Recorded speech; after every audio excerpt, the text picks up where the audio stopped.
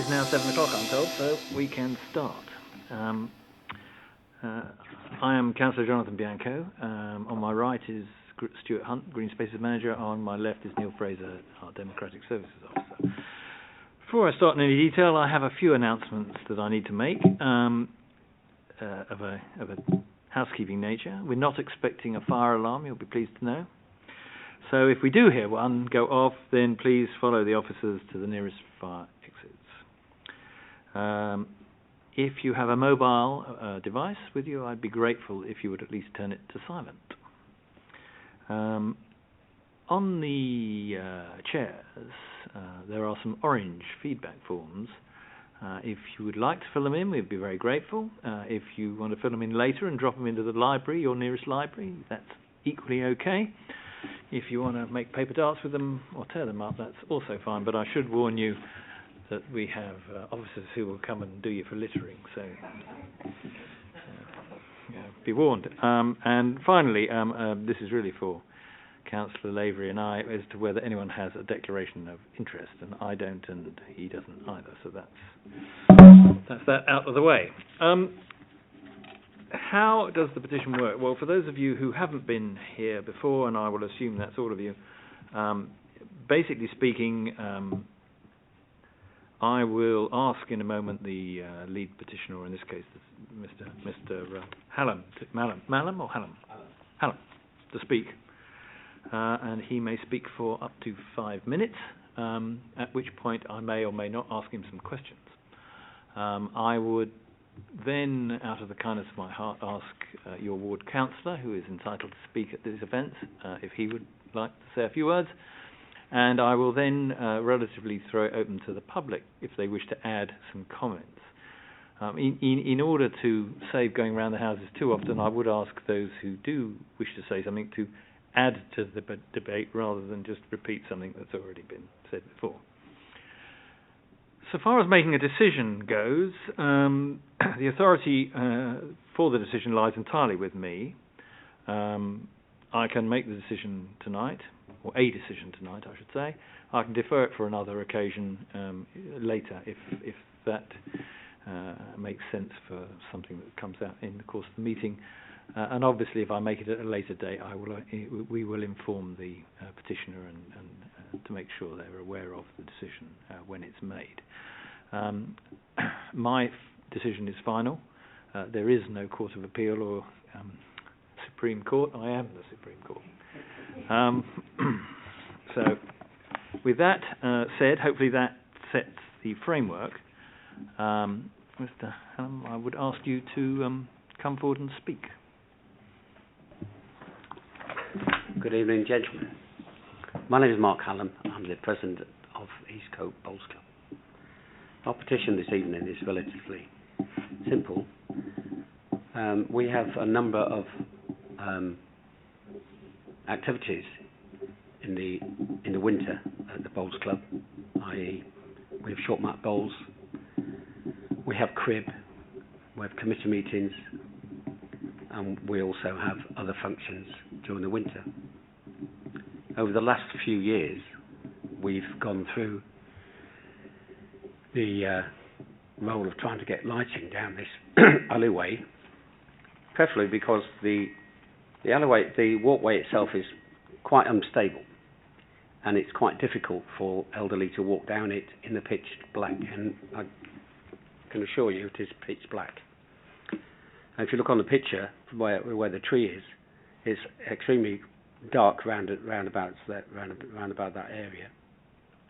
We do have torches, but unfortunately, and we have actually put a light at the end of the building, which is a centre light, but by the time you get halfway down the course, it goes off, and then you're back to torches. We have had a few of our elderly ladies, especially bowlers, who's been falling over on that footpath because they can't see what they're doing. And to be fair, we're not just doing it for ourselves. That area is used by dog walkers to the field. It's used from the tennis courts, and it is a problem. So we would like you to consider putting some sort of lighting down there. And going through your notes, I've noticed that you've got the problem of housing, animals, but to be fair, the housing is right at the other side of the tennis courts. There is no housing on the other side of the tennis courts, and I can't see that it's going to interfere with any problem there with any residents in that area. But we would love you to consider our proposal. Now, we think, really, we only need to put 3 lights up. One near the Bowls Club, one in the middle, and one at the end. And they could actually be censored lights. So they only come on, they're not on 24 hours a day, or all through the night. They could be censored lights. You could put low-level lights in, down the strip, down the side of the bowl, the tennis court areas. I don't know if that makes any difference to you, but you know, we have considered what you might do, and as I've said before, we'd like you to consider our proposal. Thank you. An obvious question, or perhaps not an obvious question, but a question nonetheless. If you were to make a guess, how often would you say you use the facilities at night?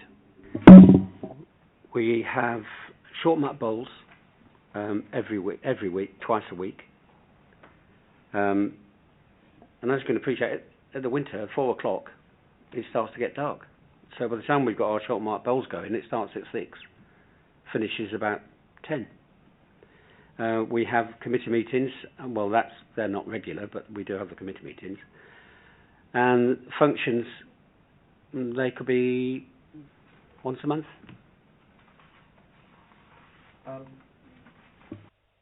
Sorry, yes. Can I ask why you play short mat bowls in the evening and not during the day? Because basically we have quite a few members who work, and you know, it's quite difficult to get short mat bowls. And really, the short mat bowls is there so that we can get funds to the club. You know, to run the bowls club is quite an expensive thing. We do get fees, but it all helps for the finances of the club, really. And any other function we do, we charge for it, and we don't do outside functions. It's just for the members of the club, and we charge maybe £1.50, and it all goes to the maintenance and running of the club, really. And if we to lose that function, then we're losing money, and the fees are quite expensive.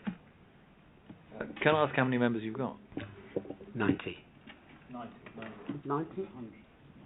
Well, we've got 72 playing members, 28 social members. Thank you. Councillor Lavery.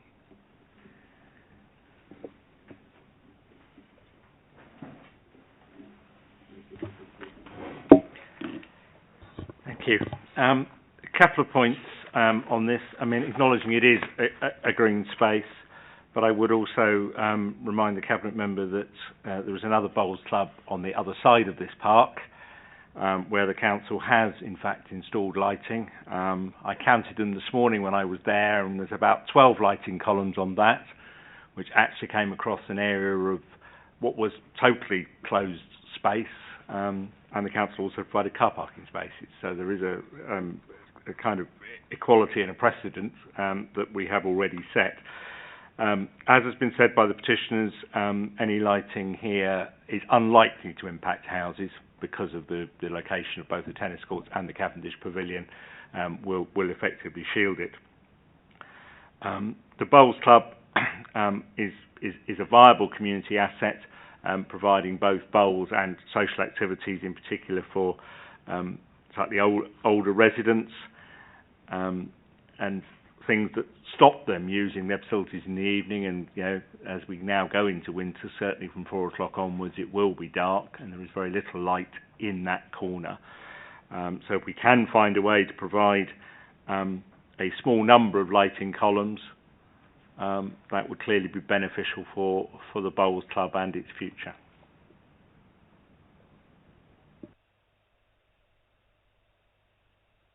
Thank you. Both. Anybody else want to chip in? I mean, don't feel obliged to. I'm simply asking. Okay, well, maybe later. Maybe later. Maybe later.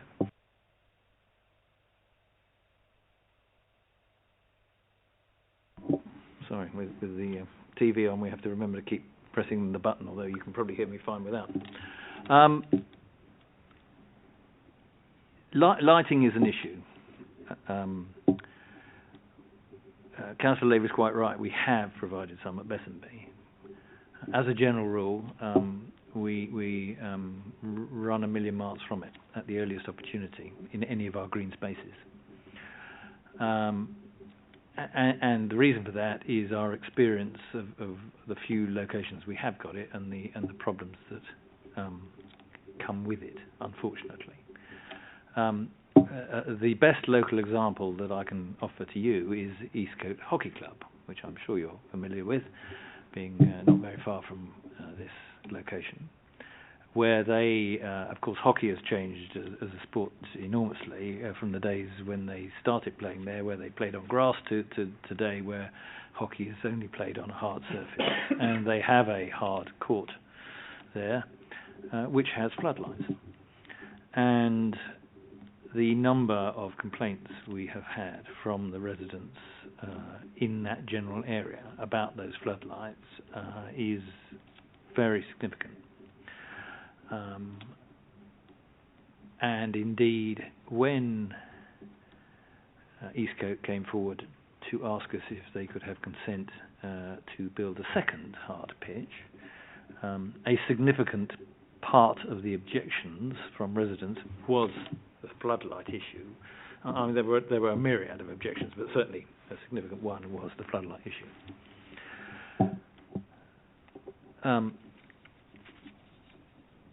It's a funny thing at one level, because you might think that having a bit of light coming into your garden from a floodlight might be regarded by many people as a good thing, a burglar deterrent, if you like.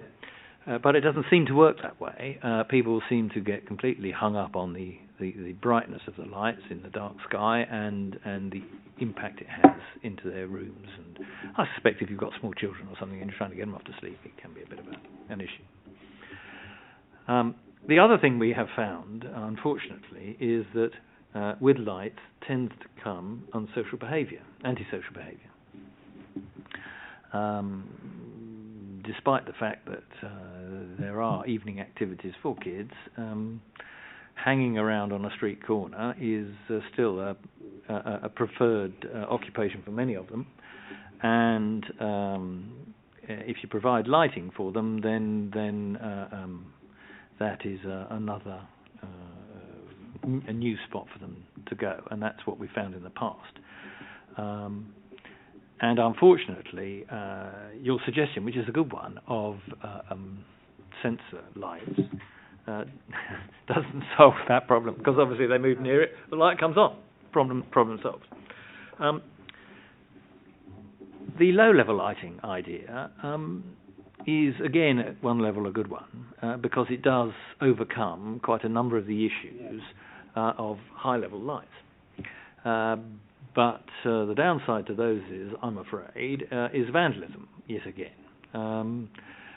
As a council, we are trying, well, we're certainly trying, this sounds very negative, but we're trying to improve our public realm whenever we get the chance. And part of that is thinking out, designing out opportunities for kids to, well, not just kids, but often it is kids, to damage, ruin, destroy our infrastructure.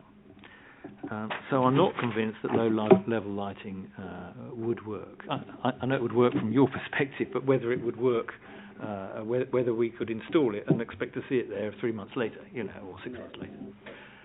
And that's something that concerns me. One thing I can offer you, Mr. Hunt and I have had a discussion about the state of the path, and it is certainly something we could and will look at to see if there are steps we can take to improve its level, quality, whatever you want to call it, so that people walking along it are less likely to trip in the daylight or at night. So if there's something that we can do to improve that, that is something that obviously doesn't impact on anything else and is a very inexpensive thing for us to do. I'm more than happy to arrange to meet with you guys down there for you to show me the problem areas or whatever. Do most of your members walk along the roadway or the path? We come from the club. Yep. All the way down the pathway. Down the main path, which is sort of a roadway. Yeah. Well, it's in a roadway. Yeah. Okay, thank you. So that's. Stop. Can I just make another suggestion? Is it possible then that you could put one light, even if it's on our roof, that comes on and off and that's going to stay there, so we can at least shine the path when these ladies are walking down the road, walking down the pathway? Because, you know, to me, you know, I feel it's a pretty health and safety issue, because we have had a couple of our elderly ladies fall over, you know, and trying to get these ladies to the club. And some of the excuses are, well, they're not excuses, but some of the reasons are, well, I don't like walking down that path at night, it's too dark. And, you know, we lose some of our members because of that. And it's an ongoing thing. I appreciate your concerns. And until I heard you, the number of you already had torches, I was going to make a slightly flippant suggestion to your ward councillor, who has a ward budget that he can spend at his discretion, to supply you all with a good selection of nice bright torches, and you can still ask him for that, or indeed other things too. And I'm sure he's got the wherewithal to be able to provide for you. It is, what can I say? I will. I was going to make a decision this evening. I will defer, because I will ask officers just to have a look at the low-level lighting issue, whether we could do something that was sufficiently robust to minimise vandalism threat. Can I just make one more suggestion? Sorry. You know, I'm talking about the low-level lighting, and they normally come on post, don't they? Yeah. What about putting I have seen the ground ones that sit in the ground just like a pathway. They can't be vandalised because they're quite robust, even if we have a few on the ground. You know, I know you're going to make a decision later. You're going to look at it, but I'm really concerned about the ladies of the club, and just to try and resolve something. You know, it's quite difficult. I mean, as chairman of the club, I get complaints from the ladies. Why can't we do this? Why can't we do that? And we can only do what the council allows us to do, of course. So, you know, I'm just trying to. Yeah. I appreciate your concern.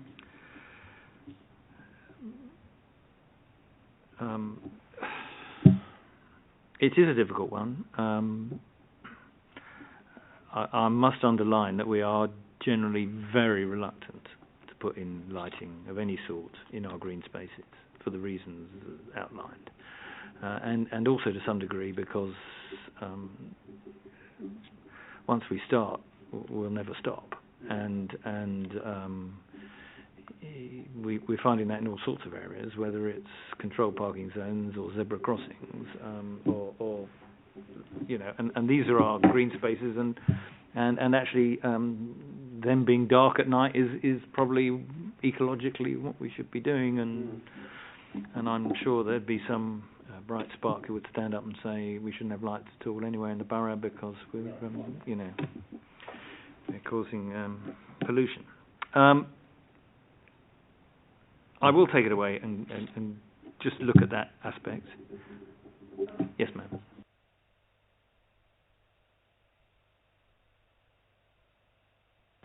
People are watching. Okay. I can't see how the lighting along the pathway is going to impact on anybody's gardens, because the gardens are the other, like we've said, the gardens are the other side of the tennis courts. We're looking at putting the lighting along the edge of the tennis court by the Cavendish house. And that's not going to impact on anybody's property whatsoever. All it's going to impact on is just going to impact on the garden and possibly part of the Cavendish area. To me, I can't see that would be a problem for any residential people, myself. You may be right as far as the residential people are concerned. That's why I want to look at it. I am concerned from a vandalism point of view and that sort of thing, as to whether we could find something robust enough to not look too ghastly and also provide some sort of lighting. If you mentioned, Mr. Hallam,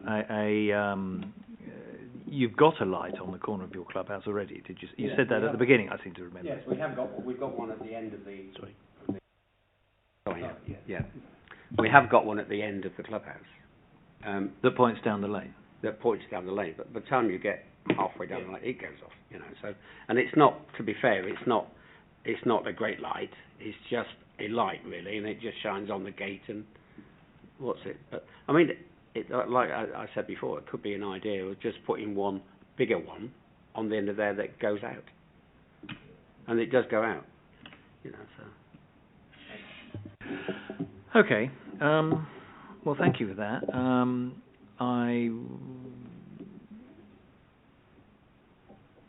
No, fine. Okay. Just wanted to look at my colleague and check he didn't want to say anything else.